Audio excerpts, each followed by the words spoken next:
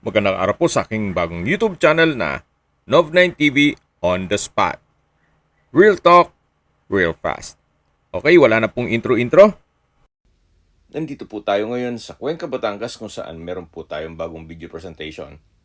Isang farmhouse na along Barangay Road. Yung first part ng video ay yung main road. Then, ito pong binabaybay natin ay secondary Barangay Road. Hindi pa siya develop, kaya once na mag-set tayo ng tripping, please manage your expectation. Ito po yung Barangay Road na kung saan abot po yan hanggang dun sa property binebenta. Kung hanap nyo po isang bahay na tahimik ang lugar, sariwang hangin at malamig ang klima, ito na po yung hinahanap nyo. May access na rin po dito ng tubig at kuryente. Sa internet provider naman, meron na po sa main road, magpapa-connect na lang po kayo. So nandito na po tayo sa mismong property kung saan may lot area po ito na 372 square meters. Tungkol naman sa dokumento nito, ito po yung titulado, kaya wala po kayong maging problema sa documentation o sa transfer ng title.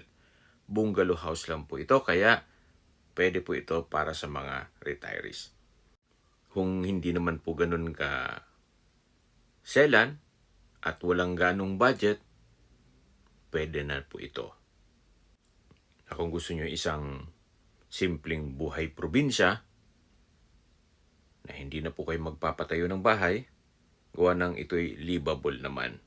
Kaya you might consider this property, gawa ng sa taas po ng materyales at labor cost ngayon, o construction cost ngayon, pwede na po ito.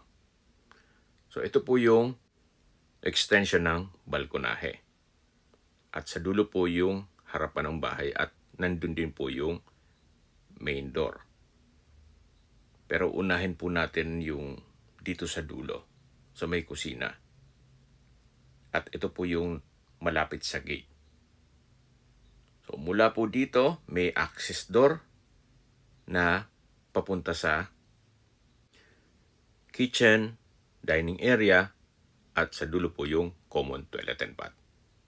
Meron po itong tile countertop, wall-mounted cabinet, at kitchen window. At dito naman po yung dining area at sa dulo yung common toilet and bath. Mula po dito sa kusina, then meron din pong access dito na papunta sa loob ng bahay. At ito po yung access door na kung saan dyan tayo pumasok kanina. So dito po muna tayo sa loob. Ito po yung living area o salas. At yung sa dulo naman ay yung main door. Naka-tile flooring na rin po ito. Meron pong malaking glass window.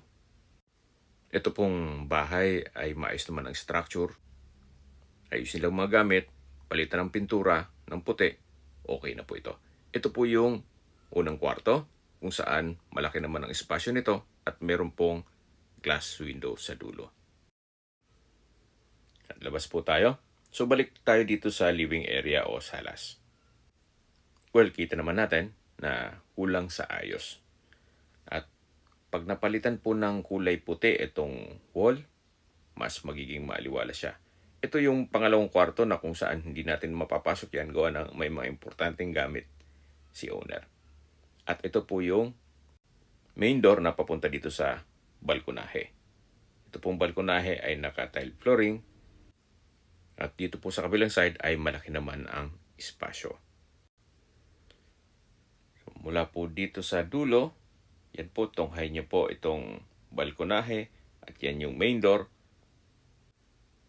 At dito po sa kabilang side naman ay meron pong extension na stock room.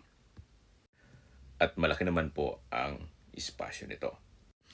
Habang naglilibot po tayo at pinagmamasdan niyo po itong kapaligiran, pag-usapan na natin ang distance, location at travel time. Mula po sa bayan ng Cuenca kung saan kompleto na po doon gaya ng public market, groceries, convenience store, drugstore, remittance center, banks, schools, church, at hospital. Ang distance is 2.5 kilometers at ang travel time is 8 minutes. Yan po yung lagi kong binabagit sa aking video na dapat nyo i-consider sa paghanap ng property yung meron pong malapit na hospital. Hindi ko naman po sinasabing sakitin kayo. Yan naman po ay for emergency purpose lang naman. Ito po yung likod ng bahay na pwede po kayong mag-garden dito. Back to distance location at travel time. Mula po sa mga beach resorts sa Lemery, ang distance is 21.1 kilometers at ang travel time is 42 minutes. Mula naman po sa Lipa City, ang distance is 19.9 kilometers at ang travel time is 49 minutes. Mula naman po sa Manila o sa airport, ang distance is 91.1 kilometers at ang travel time is 2 hours and 16 minutes. Sa mga nag-skip po ng video, summarize ko lang po, ito pong property ay nasa Cueca, Batangas at may lot area na 372 square meters. Ito po'y titulado, buhay po ang may-ari kaya wala po kayong maging problema sa documentation o sa transfer ng title. Ito pong tipo nitong bahay ay para lang sa mga hindi ganun kaselan at walang gaanong budget pa para sa isang napakagandang rest house. Dito po sa dulo ay meron pong common toilet and bath at meron din pong dirty kitchen. Sa presyo na po tayo, binebenta po ito ni owner sa halagang 1.8 million pesos. Kung may mga katanungan po kayo, tawag lang po kayo sa aking numero. At sa mga kababayan naman natin nasa ibang bansa, meron po akong Telegram. Sa mga iPhone user naman, may iMessage. Meron din pong Imo, Skype, Viber at WhatsApp. Same number lang po, 0917-316-3399. Sa mga nagtatanong naman po ng aming Facebook, meron po aming Facebook page na Nov9 TV at Facebook Reels Video. Meron din pong TikTok at Instagram. May ibang YouTube channel po kami na The Nov9 TV channel at Nov9 TV Listings. At Nov9 TV Official. Salamat po sa panonood sa aking mga videos at ingat po kayo lagi.